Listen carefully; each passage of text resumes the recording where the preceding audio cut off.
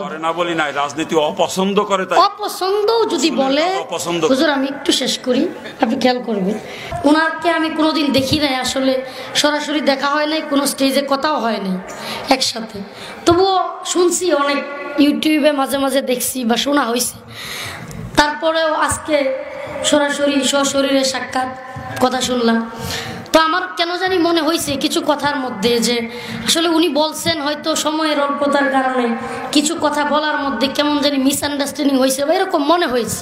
যেমন উনি বলছেন যে গণতান্ত্রিক বিষয়টা, যেটা যে কোনো আলেম যদি রাজনীতি করে না এই কথা বলে তাহলে কাফের হয়ে যাবে না, এটা কখনো সম্ভব না। কোনো আলেম যদি রাজনীতি করে না এই কথার মিনিং কি? দুইটা মিনিং হবে, দুইটা অর্থ হবে। করে না বলি নাই, রাজনীতি অপছন্দ করে। তাই অপছন্দ যদি বলে হুজুর আমি একটু শেষ করি, আপনি খেয়াল করবেন। যদি কোনো আলেম রাজনীতি অপছন্দ করে বলে তবু কাফের বলা যাবে না। কেন? রাজনীতি অপছন্দ করে কোন রাজনীতি? যদি উনি বলে আমি আব্রাহাম লিঙ্কনের গণতান্ত্রিক প্রক্রিয়ার রাজনীতিকে অস্বীকার করি, তাহলে তাকে কাফের বলা যাবে কিভাবে? না, তা তো বলি নাই। তাহলে এই যে উনি এটা কিন্তু ক্লিয়ার করেন নাই। এক, কেন মাহমুদুল হাসান সাহেব এই বর্তমান বাংলাদেশের বেফাক বোর্ডের প্রধান মুরব্বী, যাত্রাবাড়ি মাদ্রাসা সহ বাংলাদেশের শত শত মাদ্রাসার প্রধান, হুজুর কোন রাজনৈতিক দলের সাথে জড়িত না, জানেন আপনারা? আল্লামা জুনায়েদ বাবুনগরী আমিরে হেফাজত গণতান্ত্রিক প্রক্রিয়ার রাজনীতির বাংলাদেশে কোনো দলের সাথে জড়িত না, ওনারা কাফের না। তার মানে রাজনীতি করি না মানে রাজনীতি হলো সিয়াসা, ইসলামের বিধান পছন্দ করি না তাই বলছে কোনদিন। আমি একটু শেষ করি, যারা অপছন্দ করে তাদেরকে যদি শেষ করি আপনার কোনো কমেন্ট থাকবে না আশা করি। না না, আমি যদি শেষ করি আপনার কোনো কমেন্ট থাকবে না ইনশাআল্লাহ। আপনার কথাগুলো আমি বলছি, যদি আমি শেষ করি কোনো কথা থাকবে না। রাজনীতি কোথা থেকে আসছে? রাসূলুল্লাহ সাল্লাল্লাহু আলাইহি সাল্লামের জীবনী পড়লে চারটা জিনিস পাওয়া যায় সবচেয়ে বেশি। ইসলামের ব্যাপারে চারটা জিনিস পাওয়া যায়। কয়টা? এক, তাবলীগ। এক কি? তাবলীগ। দুই, বায়াতে রিজওয়ান, পীর মুরিদি। এই বাংলাদেশে পীর মুরিদি আছে না নাই? এটা রাসূলুল্লাহ সাল্লাল্লাহু আলাইহি সাল্লামের জিন্দেগি থেকে কিভাবে সাবিত করবেন? হ্যাঁ, সাবিত করবেন হলো আল্লাহ রাসূল সাল্লাল্লাহু আলাইহি সাল্লাম এক জিহাদে যাওয়ার আগে বায়াত করেছেন, করছেন না করেন নাই? উলামায়ে কেরাম যারা আছেন কথা বলবেন। তার মানে বায়াতে রিজওয়ান সাবিত হয়েছে না হয় নাই? তার মানে বর্তমানেও আহলে হক যারা পীর আছেন, পীর মুরিদি করা যায়, রাসূলের জিন্দেগি থেকে পাওয়া যায়।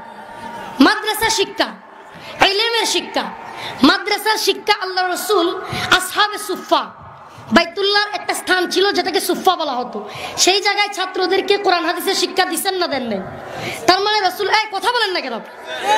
তার মানে রাসূলের জিন্দেগি থেকে আমরা মাদ্রাসা শিক্ষা পেয়েছি না পাই নাই? তার মানে মাদ্রাসা শিক্ষা সাবেত হলো, বায়াতে রিজওয়ান দ্বারা পীর মুরিদিও সাবেত হলো, আহলে হক পীর মুরিদি, ভণ্ডামি না। দুই, তিন নাম্বার তাবলীগ।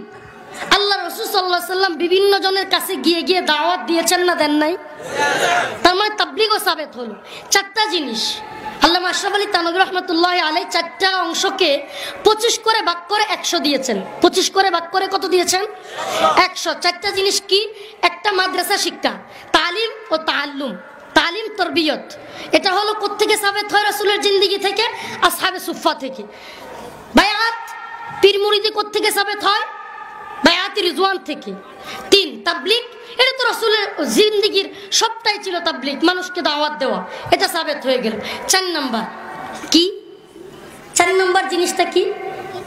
এটা 4 নাম্বার জিনিসটাকে আমরা রাজনীতি বলি, আসলে এটা হলো ইলায়ে কালিমাতুল্লাহ। কি? ইলায়ে, কথা বলেন না কেন? ইলায়ে কালিমাতুল্লাহ, দ্বীনের আওয়াজকে বুলন্দ করার জন্য, দ্বীন প্রতিষ্ঠা করার জন্য, ইসলামী খেলাফত প্রতিষ্ঠার জন্য সিয়াসত।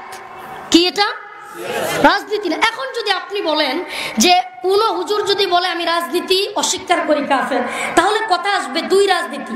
আল্লাহ রাসূলকে বর্তমান গণতান্ত্রিক যে প্রক্রিয়া, যেই রাজনীতি আব্রাহাম লিঙ্কনের প্রণীত, সেই রাজনীতি করতেন সাহাবায়ে কেরাম, সে রাজনীতি করতেন। আপনি বলবেন আমি গণতান্ত্রিক রাজনীতি করি না, আমাকে বলতে হবে বর্তমান যেই চরমনায় পিসা হুজুরের দল, এই দলের নাম কি ছিল জানেন? এই দলের নাম ছিল ইসলামী শাসনতন্ত্র আন্দোলন। কি ছিল? ইসলামী শাসনতন্ত্র আন্দোলন। কিন্তু এখন শাসনতন্ত্র গেল কোথায়? কথা বলেন না কেন? শাসনতন্ত্র কোথায়? নিবন্ধন করার সময় বাদ দিয়েছে। শাসনতন্ত্র নিবন্ধনের সময় কি করছে? সরকার বাদ করছে। তার মানে এখন শাসনতন্ত্র নয়, আছে কি? ইসলামী আন্দোলন। কেন শাসনতন্ত্র বাদ দিল? শাসনতন্ত্র হুজুররা বাদ দেন নাই, পীর সাহেব হুজুর বাদ দেন নাই, বাংলাদেশের না গোটা পৃথিবীর for the people, by the people, of the পিপলের গণতান্ত্রিক প্রক্রিয়ায় আব্রাহাম লিঙ্কন প্রণীত রাজনীতি করতে গেলে শাসনতন্ত্র শব্দ বাদ দিতে হবে। তার মানে হলো হাত দিয়া খায় আর চামচ দিয়া খায়। আমরা এই রাজনীতি করতে গেলে একটা না একটা সময় প্রত্যেকটা মুসলিম দল বাধ্য হবে ওদের রাজনীতিটাই করতে। আমার উস্তাদে মুহতারম আল্লামা নূর হোসেন কাসিমি রহমতুল্লাহ আলাইহি আজীবন সিয়াসতের সাথে ছিলেন। আমি বর্তমান কেন্দ্রীয় যুব জমিয়তের নেতা, অথচ আমরাও রাজনীতি করতে গেলে দেখা যাচ্ছে আমরা হয়তো ইসলামী খেলাফার জন্য রাজনীতি করি ঠিকই, কিন্তু কোনো না কোনো একটা পর্যায়ে দেখা যায় আব্রাহাম লিঙ্কনের গণতন্ত্র মানতেই হয়। কেন?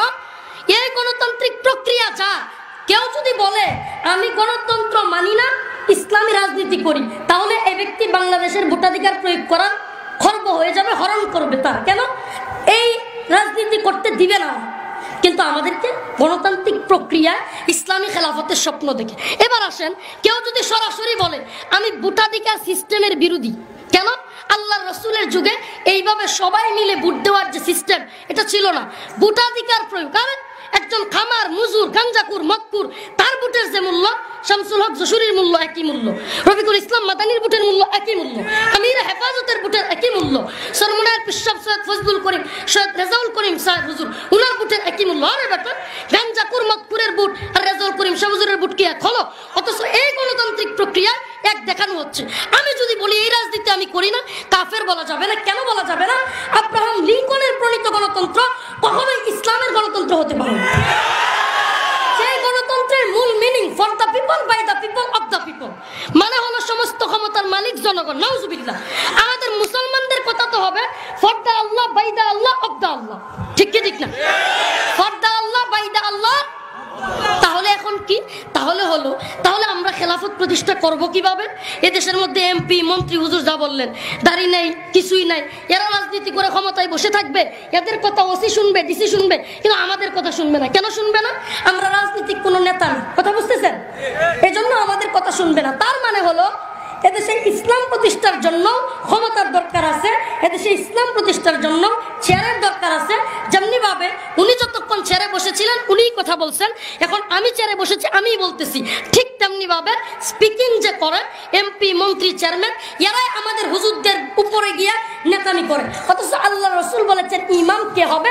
যে ব্যক্তি মসজিদে নামাজ পড়ানোর যোগ্যতা রাখে। খায়রুকুম মান তাআল্লামাল কুরআনা ওয়া আল্লামা।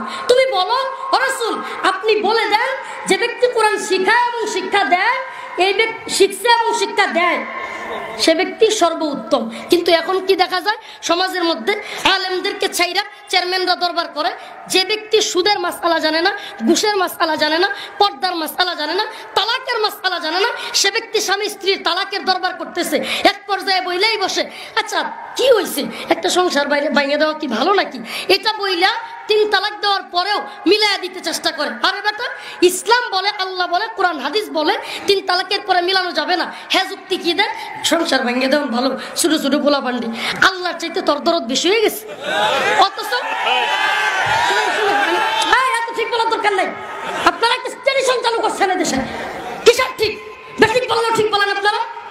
টেলিভিশন চালু হয়েছে ওয়াজ মাহফিলে, এগুলো বক্তা যাই বলবে তাই ঠিক। কে বলছে আপনাকে ঠিক বলতে? ট্রেডিশন চালু করা যাবে না।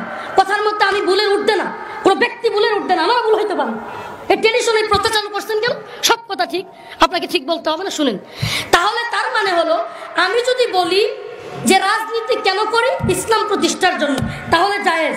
যদি কোনো মুসলমান একথা বলে যে আমি গণতান্ত্রিক রাজনীতি করি ইসলাম প্রতিষ্ঠার জন্য, তাহলে জায়েজ। কিন্তু যদি বলে আমি গণতন্ত্র বিশ্বাস করি, সমস্ত ক্ষমতার মালিক জনগণ, কাফের হয়ে যাবে। কথা বুঝছেন? তার মানে হলো কোন আলেম যদি বলে আমি রাজনীতি পছন্দ করি না, কোন রাজনীতি পছন্দই করি না, রাজনীতি কেন পছন্দ করি না? আব্রাহাম লিঙ্কন প্রণীত রাজনীতি, এই তথাকথিত ভোটাধিকার প্রয়োগের রাজনীতি, যেটা তাহাজ্জুদের সময় হয় আবার দিনের বেলায় হয়, এমন অবস্থার রাজনীতি আমি পছন্দ করি না। কথা শেষ? হুজুর এখন তো রাগ নেই, আমি জানি শেষ করলে রাগ থাকবেন। আমার কথার উদ্দেশ্য ছিল কাফের